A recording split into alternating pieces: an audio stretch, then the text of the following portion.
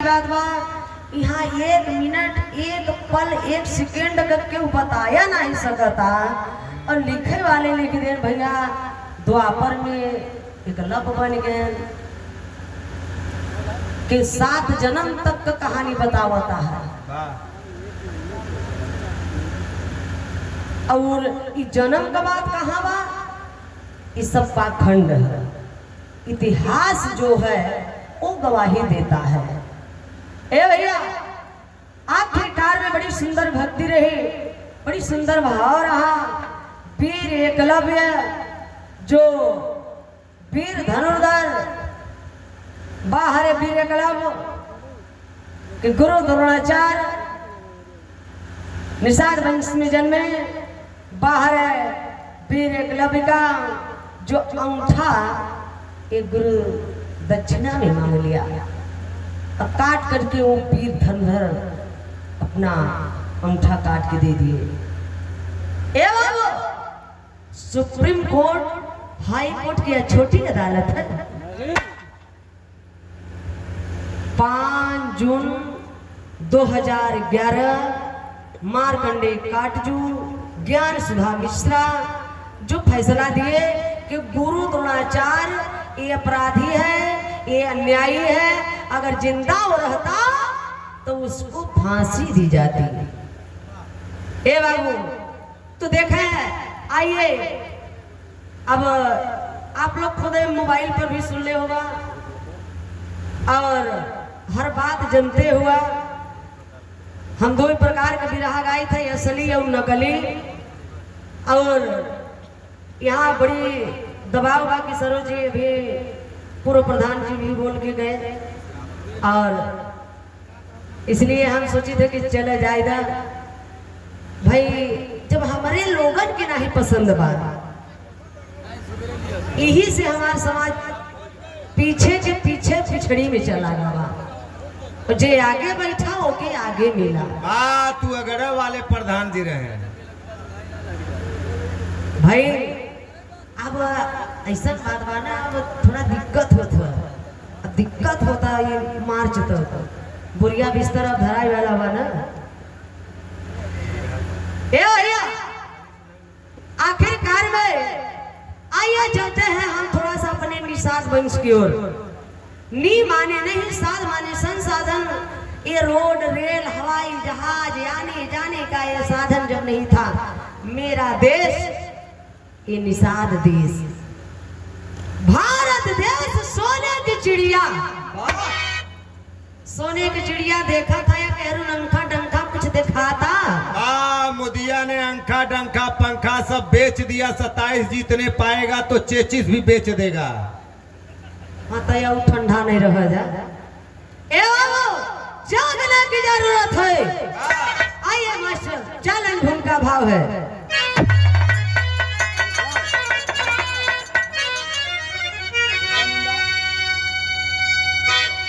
उठा के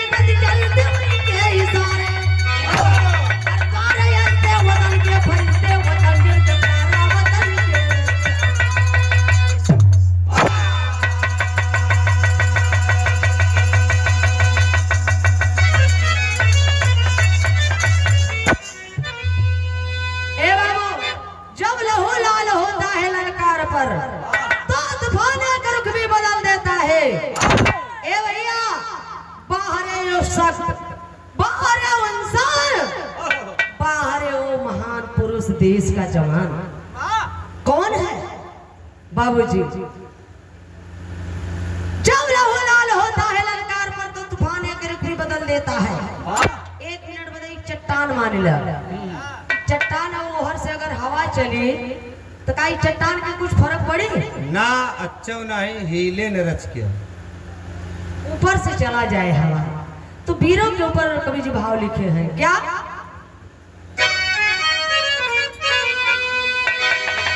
कटे सर अमन के लिए, कटे सर अमन के लिए,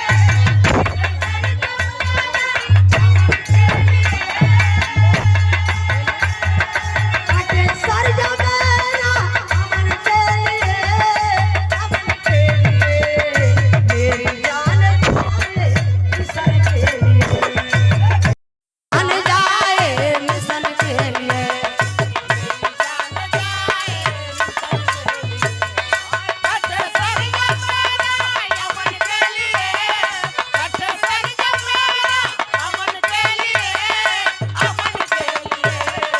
मेरी जान जाए मिशन के लिए।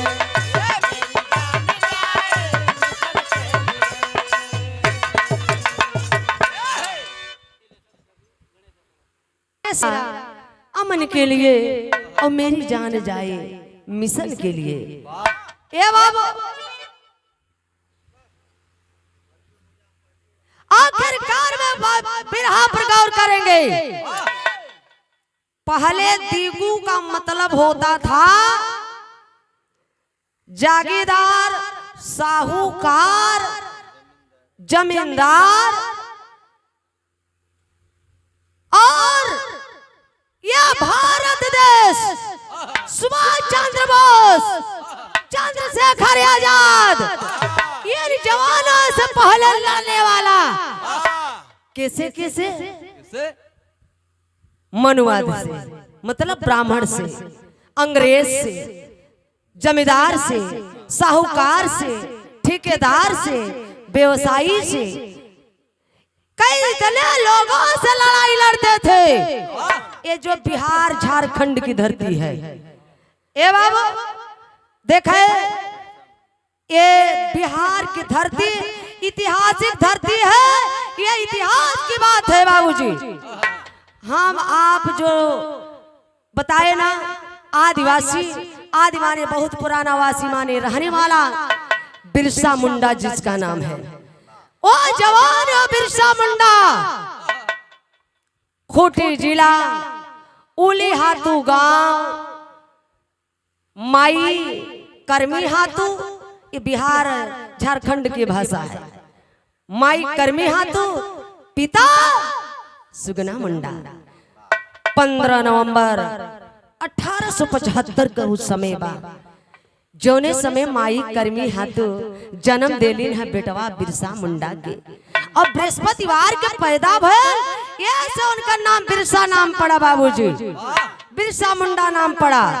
तो बचपन में वो करई का अखिन जैसे मल्लाह का लड़का का करी है, निषाद का लड़का का करी है, पासी का लड़का का करी है, वैसे भी ही देखा नदी के किनारे हैं लोचन बाबू।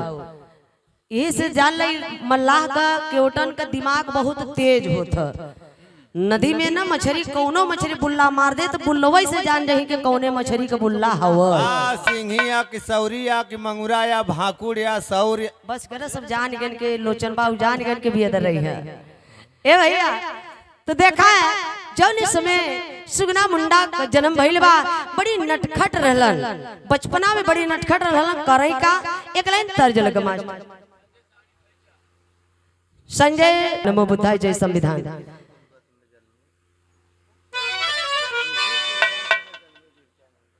ए बाबू आखिरकार में बिरसा मुंडा जब बृहस्पतिवार के पैदा भय थे से उनका नाम बिरसा मुंडा पड़ा। तो कभी जो भाव लिखे भैया, देखा थे बहुत नटखट तो हो रहा, हाँ देखा था तोहार, बढ़ जा तर्ज के लाइन में मास्टर एक पर्दा और बढ़ के था। केतनो पढ़ाई बात ट्यूशन लगाईबा, केतनो पढ़ाई बात ट्यूशन लगाईबा, यही गदहवा के कैसे मनई बनाईबा, गदहवा के कैसे मनई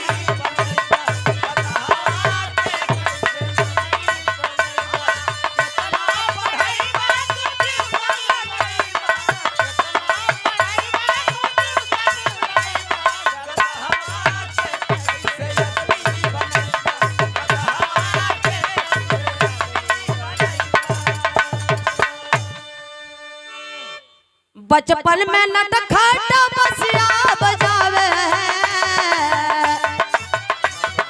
बचपन में नटखट बसिया बजावे, ललनवा हो गैया चरावे, ललनवा हो देखा गैया चरावे।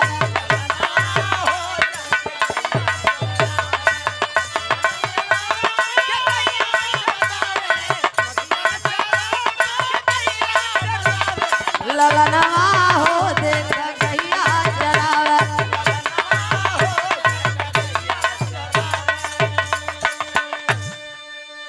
ए बाबू उ करई का बड़ा नटखट रहला, गाय लेके चल दे जंगल में अपन गैया उया चरावे।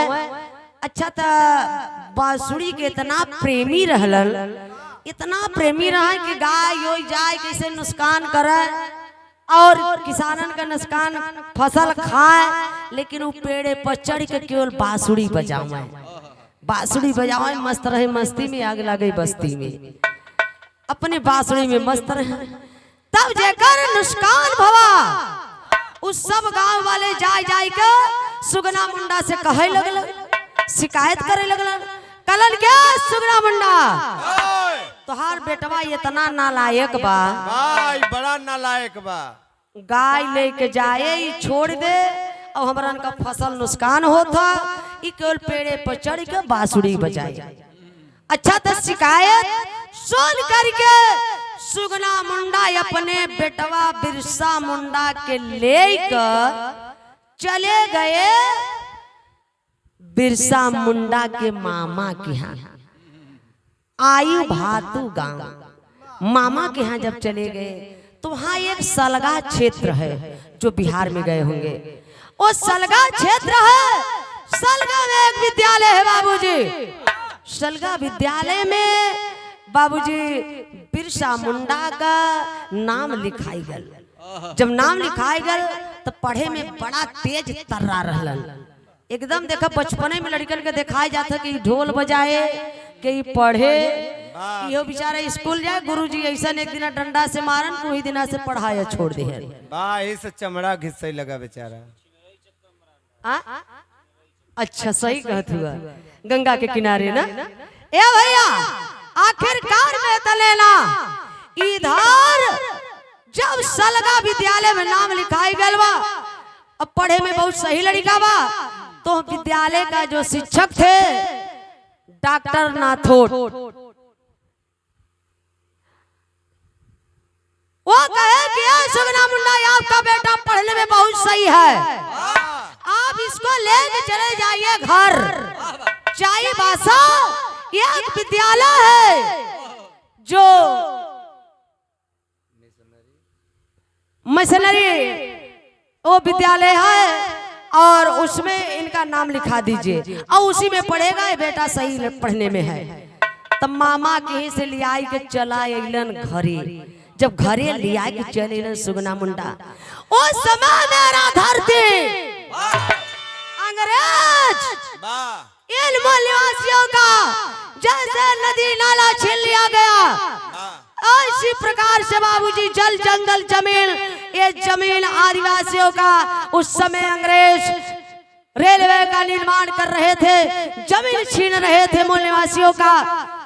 इतना ही नहीं, वो समय बाबूजी बिरसा मुंडा ठेकेदार, जागीरदार, जमींदार, ब्राह्मणवाद, व्यवसायी, ठेकेदार, इन लोगों से बाबू लड़ाई लड़ने लगे।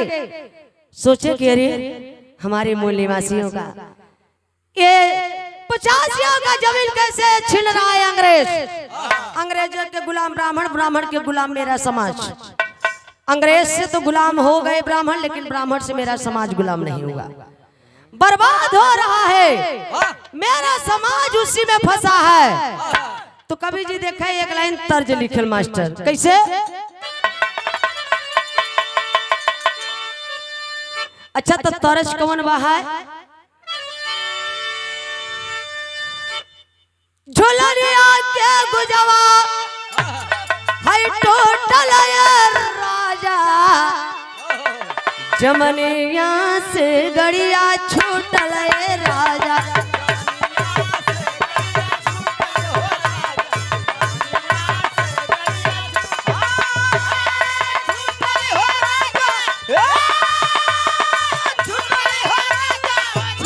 सही है।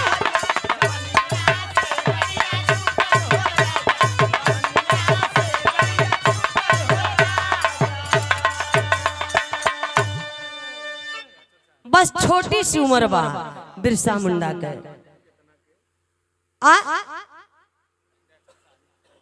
विंध्याचल। लेकिन एक लाइन आज का गवैया गायन इधर रामदेव बाबू के जमाने का है, लेकिन आज का गवैया का गायन। अरे जवानी में केतनन के, अरे जवानी में केतनन के, अरे खैलाए बाऊ, अब बुढ़ौती में काऊ धैलाए बाऊ।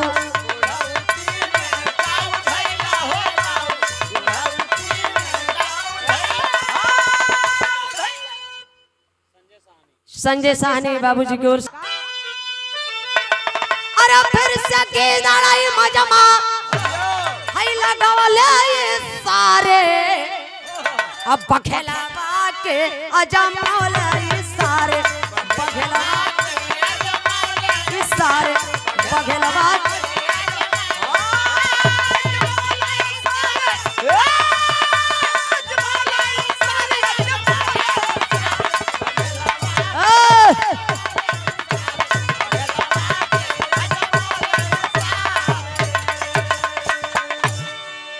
ए बाबू बखेलवा के अजमौले सारे।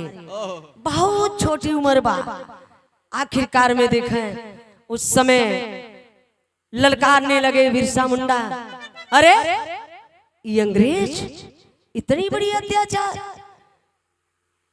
अंग्रेजी हुकूमत इन 85 मूल निवासियों आदिवासियों से अंग्रेज टैक्स लेते थे बाबूजी। उस समय आदिवासी इन ब्राह्मण के घर नौकर हुआ करते थे, पालकी बना करके यात्रा करवाते थे। उस समय अगर किसी अधिकारी के ऊपर अगर FIR हो जाता था तो उसका खर्च, उसका टैक्स इन मूल निवासियों को देना पड़ता था। ये बाबू इतने ना, आखिरकार में उस समय व्यवसायी हमारे 85 मूल निवासियों का रोज शोषण करते थे। रोज बाल बेटियों का इज्जत मजाक लूटते थे। जेकर घर पावे गिरा दे, जेकर बहन बिटिया पावे ना छोड़ा। ए बाबू इतने ना, आखिरकार में देखें बाहर ये अंग्रेज, अरे यार अंग्रेज भर नहीं, इतना इतना लोगन से उस समय बिरसा मुंडा लड़त बाटा। ये अत्याचार देख करके चाईबासा विद्यालय में, ईसाई स्कूल में बिरसा मुंडा, मुंडा नमवा हटाई के बिरसा डेविड नाम छुपा करके ईसाई विद्यालय में बाबूजी बिरसा मुंडा का जब नाम लिखाई गया बा, पढ़ाई करत बाटन। उस समय वो ईसाई विद्यालय का जो शिक्षक टीचर था, उस समय डांट करके ये कहता है, डॉक्टर नाथोड़ कहता है कि बिरसा मुंडा, अरे ए डेविड सुनो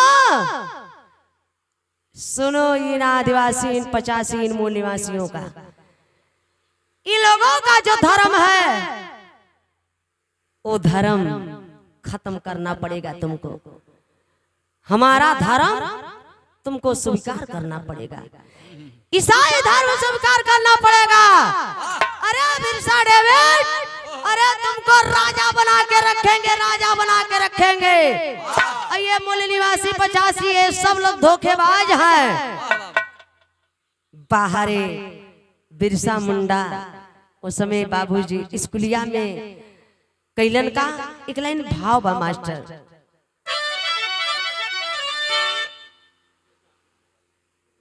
भाव बा,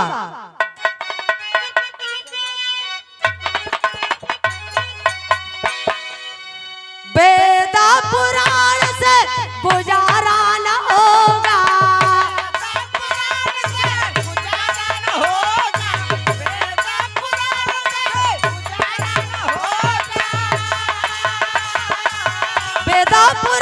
से गुजारा न होगा, गुजारा न होगा, कोई बिरसा मुंडा दोबारा न होगा, कोई बिरसा मुंडा।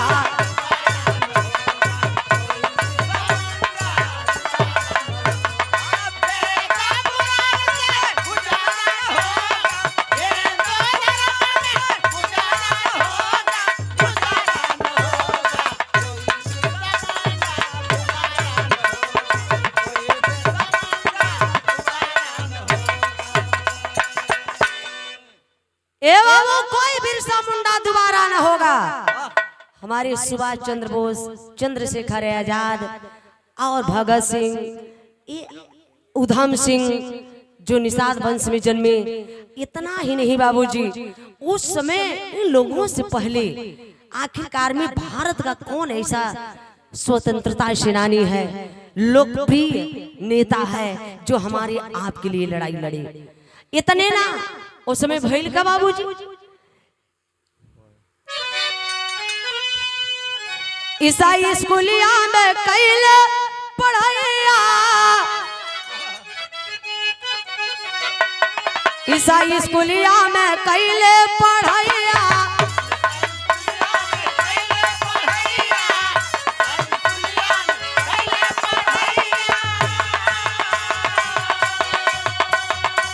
डॉक्टर न थोट रहा अंग्रेज मुदैया,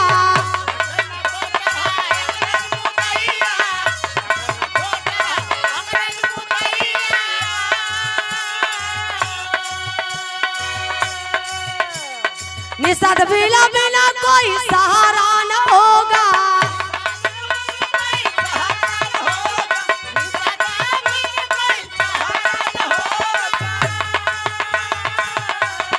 निषाद बिना बिना कोई सहारा न होगा, सहारा न होगा, कोई बिरसा मुंडा दोबारा न होगा।